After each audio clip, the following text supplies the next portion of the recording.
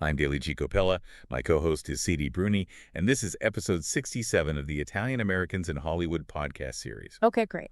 Today, we're gonna be talking about Leah Remini, Yeah. an actress whose journey extends far beyond the screen. You know her from so many iconic roles. Yeah. But we're going to be uncovering some surprising facts today, and really seeing how her personal life has kind of intersected with her professional one. Yeah, it's an interesting story. She's never been someone who's been afraid to kind of speak her mind, Right. both in her acting roles and also in her personal life. So very interesting. Yeah, for sure. All right, well, let's start at the very beginning. Yeah. Leah Marie Remini was born June 15th, 1970 in Brooklyn, New York. Right. And right away, we see this connection to her Italian heritage, Yeah. which she proudly displays by keeping her birth name for Hollywood. That's a decision not all actors make, especially those come up in the 80s and 90s when it was very common to kind of anglicize your name. So that suggests a strong sense of self and a pride in her roots, Yes, which becomes a recurring theme throughout her career. absolutely. I find it fascinating that despite her parents not being involved in the entertainment industry at all, she still found her way to Hollywood. Right.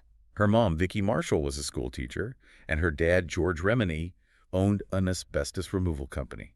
Wow, those are two very different professions. Really? And neither of those really point to a career in show business, so it really highlights her independent spirit and the fact that she carved her own path. Yeah, it makes you wonder, Yeah. what were those dinner table conversations like? Right, exactly. Did her parents encourage her acting dreams, or was there hesitation? We don't know, but it would be interesting to know for sure. Yeah. It's worth noting that she has a full sister, Nicole, and 4 half-sisters, none of whom pursued acting. Okay. So she truly was the trailblazer in the family. Interesting. Yeah. That's an interesting dynamic. Yeah. You know, sometimes you see that sibling rivalry in show business families, but it sounds like she had her sister's full support. For sure. Now, we can't talk about Leah Remini without mentioning her marriage to Angelo Pagan, Of course not. which lasted over 20 years. Over 20 years. He's an actor as well, He is. though he's had a less prominent career. They were married in 2003 and have a daughter, Sofia Bella Pagan, born in 2004. Okay. And they eventually divorced in 2024. Yeah, relatively recently. Yeah, which is relatively recent.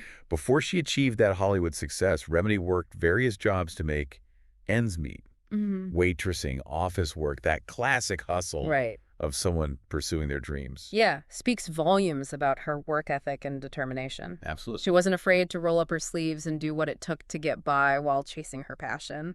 Yeah, these early experiences probably shaped her perspective Yeah. and gave her a different appreciation for success when it finally arrived. I would imagine so, for sure. It seems her passion for acting ignited early on. She moved to Los Angeles and dove headfirst into the industry, taking classes, networking, and going to countless auditions. That's that classic Hollywood story Yeah. of perseverance and dedication. She understood that talent alone wasn't enough. Right. It takes relentless effort to break into such a competitive field. And that brings us to her television debut in 1989 Okay. on the sitcom Who's the Boss? Right. She played the character Charlie Briscoe. Interesting. This early role is interesting for a couple of reasons. Okay. First, it was a sitcom, Okay. which would become kind of a defining genre for her. Right. And second, she got to work alongside Tony Danza, Oh, wow. another prominent Italian-American actor. Cool. But so there's almost a sense of lineage there, like a passing of the torch. Yeah. Yeah, I can see that. From there, her television career really took off. Yeah. It's astounding to think she's appeared in over 50 television shows, showcasing incredible staying power and versatility. That's not just luck. Right. That's talent and a strong work ethic. She obviously made an impression on casting directors and producers For sure. to have maintained such a consistent presence on television. But she didn't limit herself to the small screen. Right. In 1997, she made her feature film debut in Critics and Other Freaks. Okay. While it wasn't a leading role, Right. it marked an important step in her career trajectory, allowing her to branch out and gain experience in a different medium. Yeah, getting those reps in. Exactly. It's all about building that momentum and diversifying your skills. Oh, sure. But for most people, Leah Remini is synonymous with one role. I would agree. Carrie Heffernan on The King of Queens. That's the one. That's the role that catapulted her to fame, Yeah. landing that part in 1998 and starring in the sitcom for 9 seasons. 9 seasons. Truly solidified her comedic talent and made her a household name. Yeah. It's a role that resonates with audiences even today. It does. There's something about her portrayal of Carrie, that mix of sass and heart, that just works. It's the perfect blend of sharp wit and relatability. Please like, share, and subscribe, and watch our shorts, videos, and podcasts on Italian Americans in Hollywood. Great. Also, check out this great book on Italian American history. Link in description. Wonderful. You know, she could deliver those sarcastic lines with impeccable timing, but you always felt for her character, even when she was being difficult. Even when she was being a little bit prickly, yeah. Right. It's a testament to her skill as an actress that she could create such a well-rounded and beloved character. Yeah, for sure.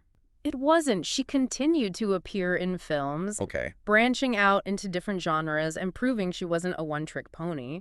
She's appeared in over 8 films in total. So she wasn't content with just being the Queen of Queens. Right. She wanted to explore other creative avenues. Exactly. Which films stand out to you as showcasing her range and versatility? Well, Old School, Second Act, and Handsome, a Netflix mystery movie, all kind of demonstrate her ability to move beyond sitcoms and embrace different characters and genres. Interesting.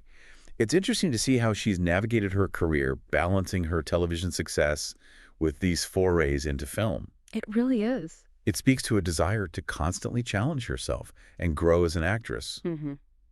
Her most recent film appearance was in Second Act in 2018. Okay. So it seems like she's been focusing more on other projects in recent years. Maybe so. Which leads us to a fascinating aspect of Leah Remini's life. Okay. Her advocacy work. Yes. It's incredibly powerful, and it adds another dimension to her public persona. Right. She's a vocal advocate for people leaving cult-like organizations. Yes. A cause that stems from her own personal experiences.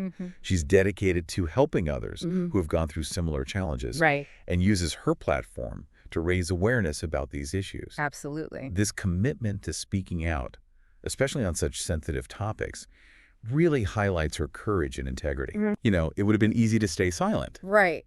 But she chose to use her voice to help others.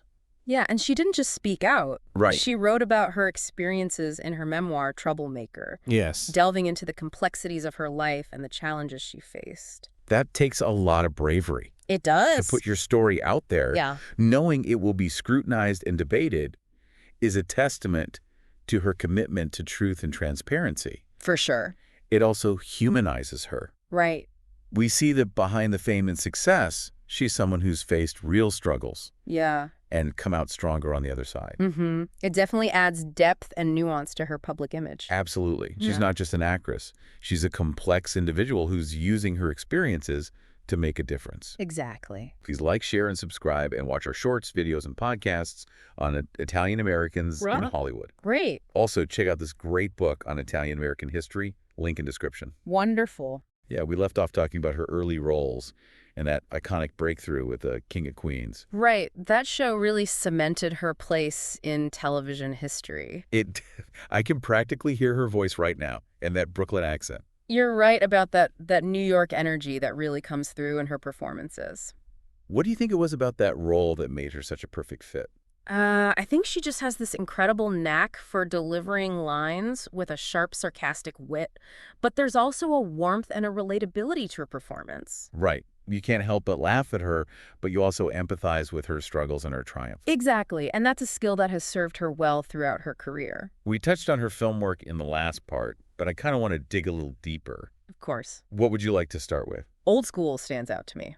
Okay. It's such a quotable comedy, and she holds her own alongside some big names like Will Ferrell and Vince Vaughn. Oh, yeah. It became a cult classic, and her role as Laura, the overprotective wife of Frank the Tank Ricard, is definitely memorable. She brings that same sharp wit and sassy energy to the role, but she also adds this layer of vulnerability that I think makes the character even more interesting. Yeah, it's those subtle nuances in her performances that really elevate her work. She's not just playing a stereotype. She's creating a fully realized character. I think that's why she's been able to sustain such a long and successful career. It makes sense. She's not afraid to explore those different facets of a character. Right, and that's something we see again in second act, Yes. where she stars alongside Jennifer Lopez. Such a feel-good story about second chances and pursuing your dreams. Yeah, Leah plays Joan, Right. Maya's best friend, who's always supportive and encouraging. And their chemistry on screen is fantastic. It is. They have that kind of friendship that feels genuine. It really does. It's a heartwarming performance. Right. And it showcases her ability to play a more grounded, emotionally supportive character. And it's also proof that she can shine in both comedic and dramatic roles. Absolutely. Now, have you seen Handsome, a Netflix mystery movie? I have. Have you? I haven't yet, but it's on my list. Tell me about it. Okay, so it's a neo-noir comedy starring Jeff Garlin, and Leah plays Detective Fleur Scazzari. A detective role that's different. It is, and she's fantastic in it. She brings a hard-boiled edge to the character, Okay. but with that signature Remini wit sprinkled in. It sounds like she really enjoys taking on these roles that challenge her. She's definitely not afraid to experiment and explore different genres. Okay, before we wrap up this part, I have to ask, Okay. any other fun facts about Leah Remini that might surprise our listeners? She's a huge fan of cooking shows.